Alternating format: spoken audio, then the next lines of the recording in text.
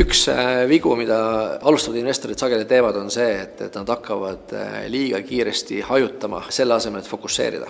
Üks esimene samm investeerimisega alustamisel on siis leida see üks varaklass, kus on su kõige suurem huvi, kirg, mille kohta sa tahad hästi palju teada, sest see teema sind lihtsalt huvitab. Teistpidi võib olla siis see alternatiiv, et ma alustan investeerimisega ja ma hakkan tegelema erinevate varaklassidega korraga. Probleem on see, et seda infot on täna meie ümber liiga palju ja kui me hakkame kohe hajutama, siis me paneme ennast nii suurde info välja, et me tegelikult reaalselt ei suuda olla kõikide asjadega korraga kursis. Ehk siis, kui võib-olla selline üldine info on see, et investeerimise puhul peab alati hajutama, siis minu kogemus on see, et pigem tasuks tugevalt fokusseerida. Warren Buffett on öelnud kunagi sellise lause, et hajutamine on inimestele, kes ei tea, mida nad tegelikult teevad. Kui sa tead, mis sa teed, siis vali oma varaklass välja, mine seal sügavuti, kui juba tulemused on seal tekkinud, siis loomulikult vaata ka teistesse varaklassidesse, aga ära tee seda liiga varakult.